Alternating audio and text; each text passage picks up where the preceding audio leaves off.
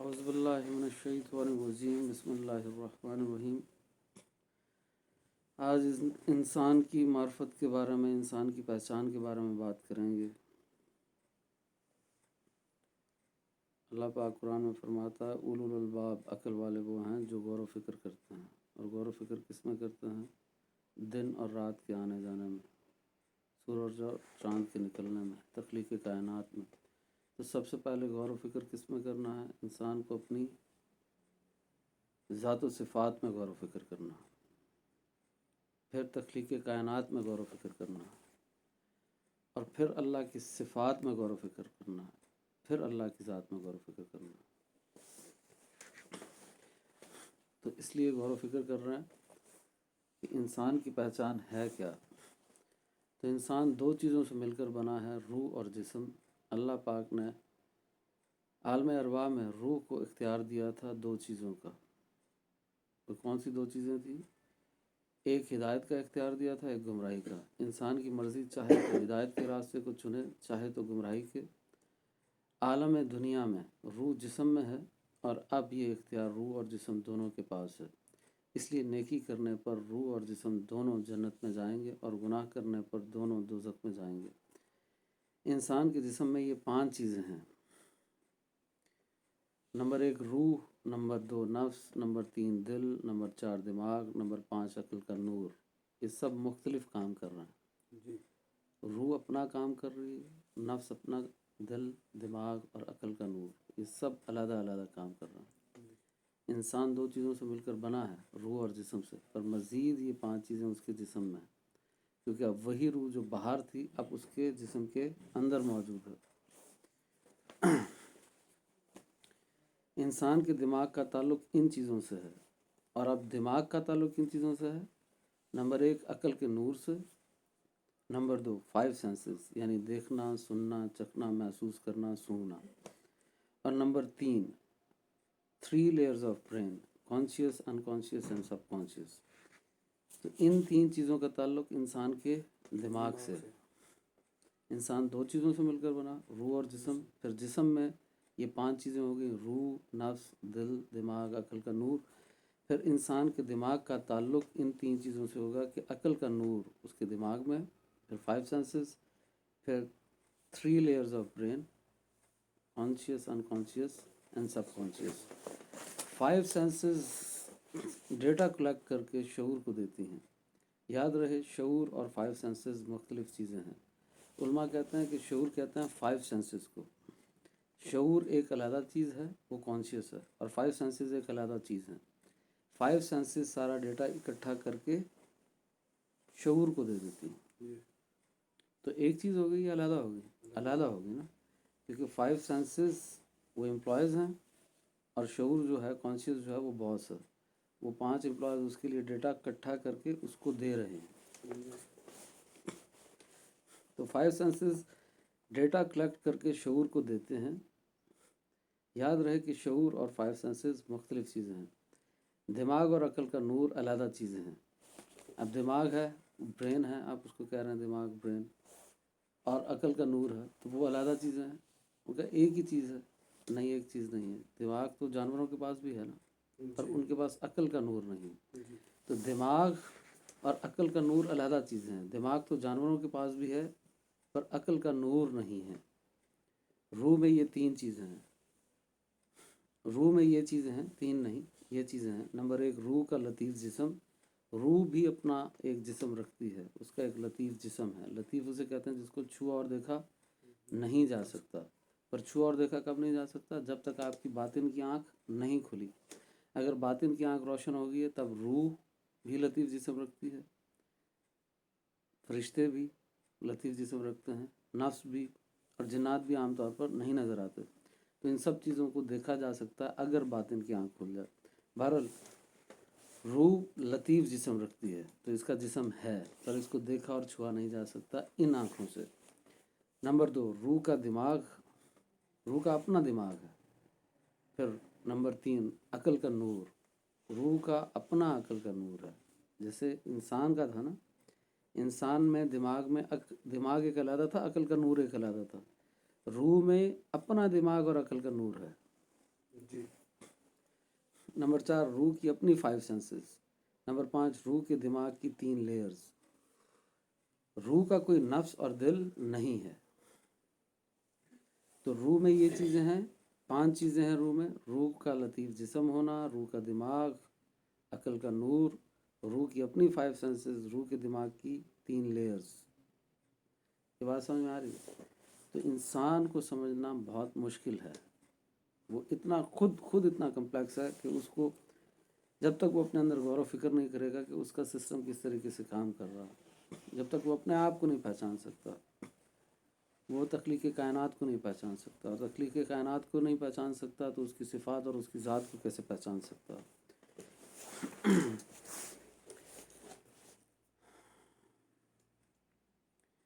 روح کے اندر اس کی اپنی پیدائش سے لے کر قیامت تک اس کے ساتھ ہونے والے واقعات کا علم اللہ کی عطا سے موجود ہے. جب سے روح پیدا ہوئی، اور کہاں پہ پیدا ہوئی؟ عالم ارواح میں، تب سے لے کر جب تک قیامت نہیں آتی تب تک کے واقعات کا علم روح کے اندر موجود ہے. اب اتنی زیادہ طاقتور اور عالم روح ہمارے اندر موجود ہے. انسان کے دماغ میں ماں کے پیٹ جب وہ 120 دن کا تھا سے لے کر جب تک زندہ ہے کا علم موجود ہے. علم موجود ہونے کا مطلب اس کے اندر کوئی علم نہیں موجود، مطلب جو ہو رہا ہے اس کا یہ ڈیٹا محفوظ کر رہا ہے. روح کے اندر تو علم موجود ہے اللہ کی عطا سے، اس میں علم نہیں موجود، مطلب ڈیٹا موجود ہے. یعنی پیدائش سے لے کر مرنے تک کا ڈیٹا محفوظ ہے. یعنی جسم مستقبل کے واقعات سے واقف نہیں ہے، مگر روح ماضی، حال اور مستقبل سے واقف ہے. انسان کا واسطہ ان ہستیوں اور ان چیزوں سے ہوتا ہے. یہ 10 چیزیں اور ہستیاں ہیں جن سے ہمارا واسطہ پڑتا رہتا ہے. نمبر 1 اللہ پاک سے، نمبر 2 نبی پاک سے، نمبر 3 فرشتوں سے، نمبر 4 شیطان سے، 5 ہمزاد سے، 6 دماغ، 7 عقل کا نور، 8 نفس، 9 دل، 10 روح. ان چیزوں سے اور ہستیوں سے ہمارا واسطہ پڑتا رہتا ہے. ہماری زندگی ان ہستیوں اور ان چیزوں کے گرد گھومتی ہے. مثال سے سمجھتے ہیں، اللہ پاک سے نبی پاک تک، اور نبی پاک سے فرشتے تک، اور فرشتے سے روح تک، اور روح سے عقل کے نور تک پیغام پہنچتا ہے. میں نے اس کے اوپر پوسٹ بنا کے لگائی ہوئی ہیں، پیج کے اوپر وہ دیکھ سکتے ہیں کہ اللہ پاک سے نبی پاک تک اللہ پیغام بھیجتا ہے نبی پاک تک، وہ جو نور آ رہا ہے، اور پھر نبی پاک فرشتے تک، اور فرشتے سے روح تک، اور روح پھر عقل کے نور کو پیغام بھیجتی ہے. روح سے عقل کے نور تک پیغام پہنچتا ہے. یعنی روح لاشعور کو پیغام دیتی ہے، اور لاشعور شعور کو، اور شعور یہ پیغام عقل کے نور تک پہنچاتا ہے، جس کو ہم لاجیکل مائنڈ بھی کہہ سکتے ہیں. یعنی میں نے عقل کے نور کو لاجیکل مائنڈ کہا. کانشیس، ان کانشیس، سب کانشیس علیحدہ چیز ہے. لاجیکل مائنڈ کو میں نے عقل کا نور کہا ہے. ہو سکتا ہے یہ بھی مختلف ہوں. بہرحال ابھی سمجھنے کے لیے کہ عقل کا نور کیا ہے، یہ ان 3 کے علاوہ ایک جو چیز ہے وہ علیحدہ ہے دماغ کے علاوہ، عقل کا نور، اور یہ کانشیس ان کانشیس سے ہٹ کے ہے. تو اس کو ہم لاجیکل مائنڈ کہہ سکتے ہیں، جس کو ہم لاجیکل مائنڈ بھی کہہ سکتے ہیں. پھر عقل کا نور یہ فیصلہ کرتا ہے کہ اس پر عمل کرنا چاہیے یا نہیں. اگر عقل کا نور یہ فیصلہ کر لیتا ہے کہ اس پر عمل کرنا چاہیے، تو وہ اس پیغام کو سب کانشیس کے ایگزیکیوشن والے حصے کو بھیج دیتا ہے، اور دماغ کا ایگزیکیوشن والا حصہ اس پر ایکشن کرنے کا جسم کو حکم جاری کر دیتا ہے. یاد رہے کہ سب کانشیس کے 2 حصے ہیں. نمبر 1 میموری سٹور، جس میں سارا ڈیٹا محفوظ ہے، اور مرتے وقت تک سارا ڈیٹا اسی میں سیو ہوتا رہے گا.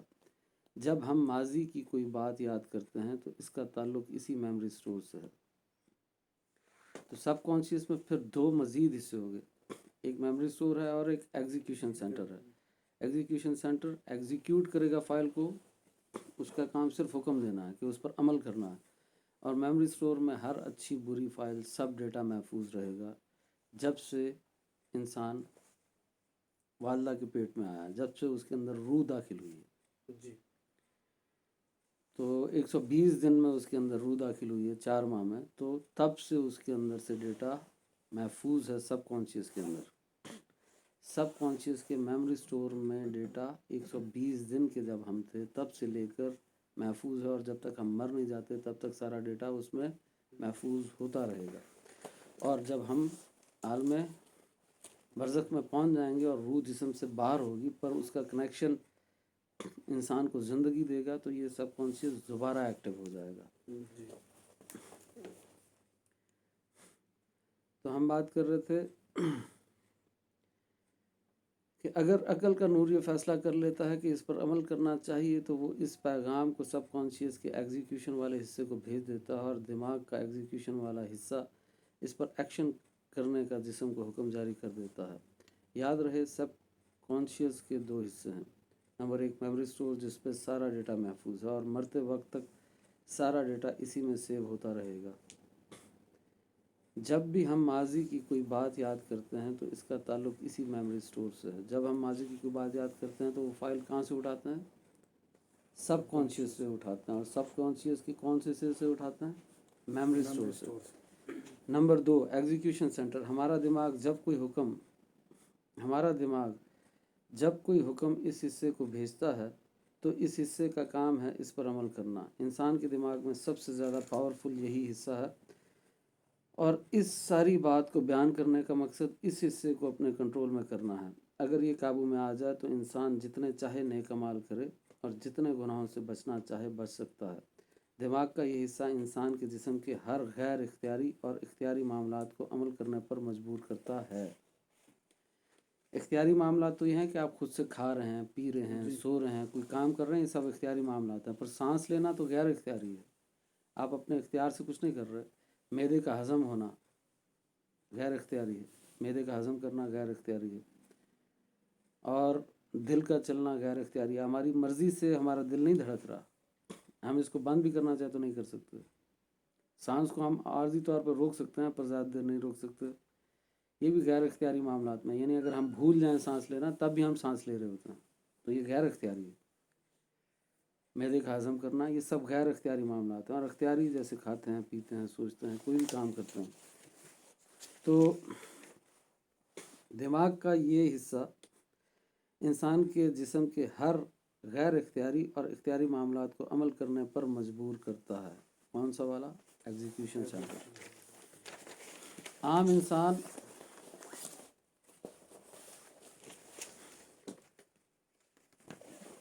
انسانوں اور اولیاء اللہ کا فرق. عام انسان عقل کے نور سے فیصلہ کرتا ہے اور اس کا جسم اور روح اس عقل کے نور کے تابع رہتی ہے. اللہ سے پیغام آیا تھا نبی پاک تک، وہ پھر فرشتے تک آیا تھا. فرشتے نے روح کو بتایا تھا، روح نے انکانشیس کو بتایا تھا، انکانشیس سے فائل کانشیس میں گئی تھی. کانشیس نے فیصلہ کرنے کے لیے عقل کے نور کے پاس بھیج دی تھی فائل. عقل کا نور نے اگر اس کو دیکھا کہ یہ بات صحیح ہے تو اس کو ایگزیکیوشن سینٹر میں بھیج دیا، اور وہاں پہ سے وہ فائل ایگزیکیوٹ ہوئی اور عمل ہو گیا. یہ بات سمجھ میں آ رہی ہے؟ جی. تو بس عقل کے نور کے تابع رہتے ہیں عام انسان، پر اولیاء اللہ جو ہیں وہ روح کے تابع کر دیتے ہیں عقل کے نور کو، کیونکہ عقل کے نور کا علم جو ہے وہ بہت کم ہے اور روح کا علم بہت زیادہ ہے. تو عام انسانوں اور اولیاء اللہ کا فرق: عام انسان عقل کے نور سے فیصلہ کرتا ہے اور اس کا جسم اور روح اس عقل کے نور کے تابع رہتی ہے. تو جسم بھی اور روح بھی عقل کے نور کے تابع ہے. کس کے؟ عام انسان کے. جبکہ اولیاء اللہ عقل کے نور کو روح کے تابع کر دیتے ہیں، اور روح اللہ کی عطا سے بہت زیادہ طاقتور اور عالم ہے. روح کے علم کے آگے عقل کا نور بہت محدود ہے. جب اولیاء اللہ روح کی عقل سے فیصلہ کرتے ہیں تو ان سے خلاف عادت کام یعنی کرامت ظاہر ہونا شروع ہو جاتی ہیں. تو عام انسان اور ولی کا فرق سمجھ میں آ گیا کہ عام انسان عقل کے نور سے فیصلہ کر رہا ہوتا جبکہ ولی روح سے فیصلہ کر رہا ہوتا. یعنی روح کا بھی تو اپنا عقل کا نور ہے نا، اس سے فیصلہ کر رہا ہوتا. ہم تک نیگیٹو انرجی کیسے پہنچتی ہے؟ اب پازیٹیو انرجی بھی پہنچتی ہے اور نیگیٹو انرجی بھی پہنچتی ہے. تو پازیٹیو انرجی کا پورا طریقہ بتا دیا کیسے پہنچتی ہے. اللہ پاک سے، نبی پاک، پھر فرشتہ. یعنی انسان کھڑا ہے تو اس کے سیدھے ہاتھ پہ فرشتہ کھڑا ہے. राइट हैंड पे फरिश्ता है, उल्टे हाथ पे हमजात है।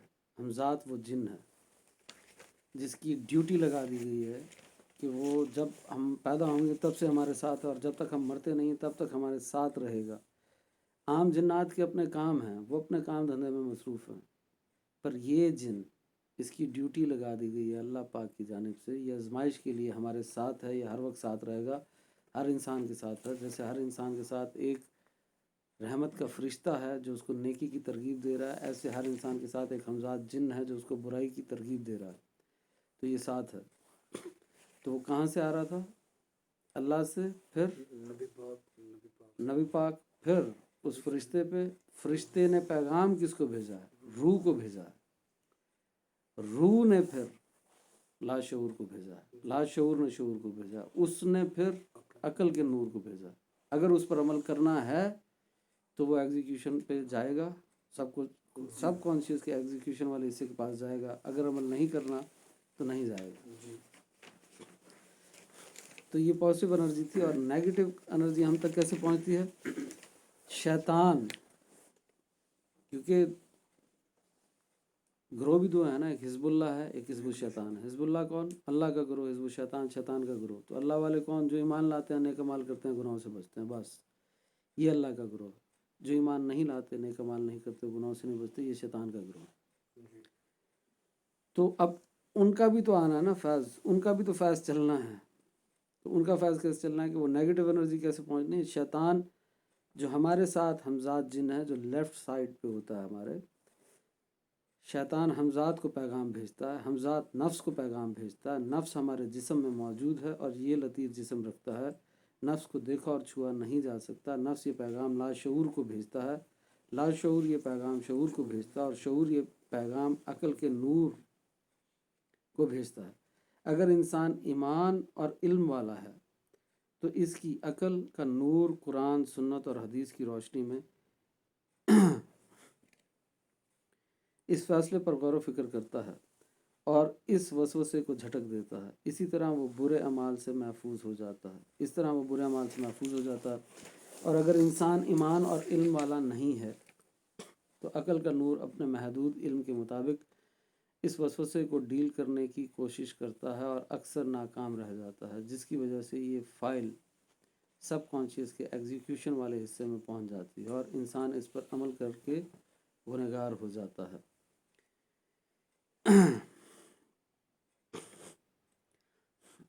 नोट, इस लेक्चर का ताल्लुक अपने ऊपर गौर व फिक्र करने से है। कोई भी इंसान अगर अपने अंदर गौर व फिक्र करे तो इसी नतीजे पर पहुंचेगा जो मैंने अर्ज़ किया है। इस लेक्चर का ताल्लुक साइकोलॉजी, कुरान, सुन्नत और हदीस से है, रूहानियत से है, पर ज़्यादातर लेक्चर के इस हिस्से का ताल्लुक अपने ऊपर गौर व फिक्र करने से हासिल हुआ है। इसमें जो दुरुस्त है वो सब अल्लाह की अता से और जो कुछ गलत है वो सब मेरे गौर व फिक्र की कमी का नतीजा है। तो अगर आप इन सारी बातों पर इस वीडियो को बार बार सुनें और अपने आप पर गौर व फिक्र करें तो आपको यही बात समझ में आएगी कि ये डेटा आपके अंदर किस तरीके से मूव हो रहा है। और इसको समझाने का मकसद क्या है? समझाने का मकसद ये है ताकि हम एग्जीक्यूशन वाले हिस्से को कंट्रोल कर सकें। अगर हम एग्जीक्यूशन वाले हिस्से को कंट्रोल करना शुरू हो गए तो हमारी नेक अमाल बढ़ जाएंगे और गुनाह कम हो जाएंगे।